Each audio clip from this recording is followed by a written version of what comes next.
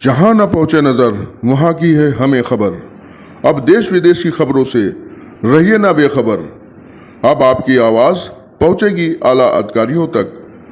हर crime पर होगी हमारी नजर। पल पल हर पल आपके साथ।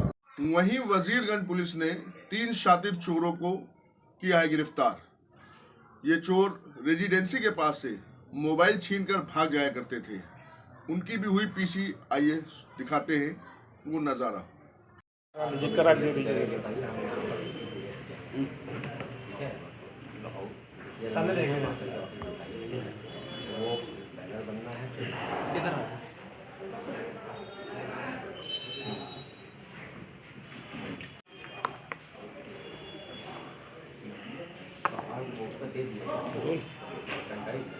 अखिलेश यादव ने प्रेस कॉन्फ्रेंस में सीधा निशाना ताना बीजेपी पर और कई खामियां बीजेपी की बताई। आइए दिखाते हैं आपको अखिलेश यादव की प्रेस कॉन्फ्रेंस।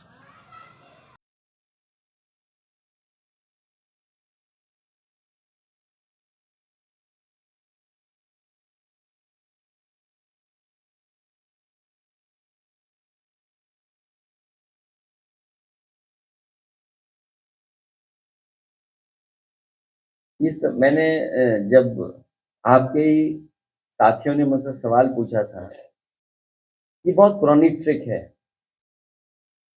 और बीजेपी होशियार है। बीजेपी और बीजेपी के जो थिंक टैंक बड़ा होशियार है। कब कौन सी चाल चलनी है, कब ढाई चाल चलनी है, कब प्यादा चलना है। लेकिन हमारे पास बहुत सारे वजीर हैं, आप इनको पहचानते हैं? वो प्यारे मोहन हैं।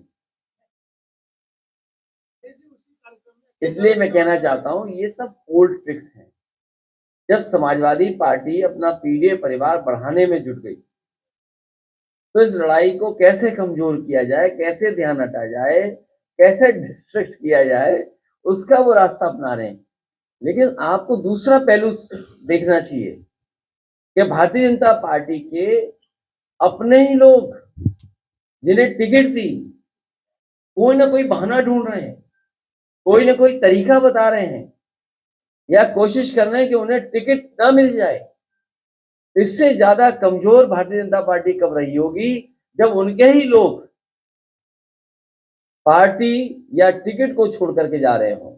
और फिर भारतीय जनता पार्टी को याद रखना चाहिए कि सिर्फ पेपर लीक से ही भाजपा के लगभग 2.25 लाख वोट लीक हो चुके हैं। इसकी भरपाई कहां से होगी? कितने वोट लीक कर गए उनके? 2.25 लाख। और भारतीय जनता पार्टी को कम से कम जनता का ये जवाब देना चाहिए कि अगर हम आंकड़े ठीक तरीके से जनता को समझा ले जाएंगे तो जनता के सामने क्या जवाब होगा भारतीय जनता पार्टी का पास कि 1 लाख किसान आत्महत्या कर चुका है जब से भारतीय जनता पार्टी सरकार में आई है। 1 लाख किसान। में वहीं पर लोक दल के राष्ट्रीय अध्यक्ष सुनील सिंह ने भी अपनी प्रेस कॉन्फ्रेंस की और बड़ी उम्मीद जताई कि निर्वाचन आयोग पूरी ईमानदारी से अब किसे इलेक्शन कराएगा। आइए उनका भी सुनाते हैं बयान। तो हो सकता है भाजपा फिर से वो 2 सीटों वाली पार्टी बन जाएगी जो 1984 में हुआ करती थी। भगवान राम भी उनको नहीं बचा पाएंगे। सिर्फ जो बचा रहा है चुनाव आयोग बचा रहा है, और चुनाव आयोग को अपनी निष्पक्षता अगर बचा के रखनी है तो इनकी पर्चियां गिनवाए, वरना ऐसे चुनाव आयोग का देश में कोई फायदा नहीं। ये सरकार का गुलाम बनकर रहेगा। तो निष्पक्ष ये सरकार एजेंसी नहीं रही। पार्टियों का और जनता का इससे पूरी तरह से विश्वास उठ जाएगा।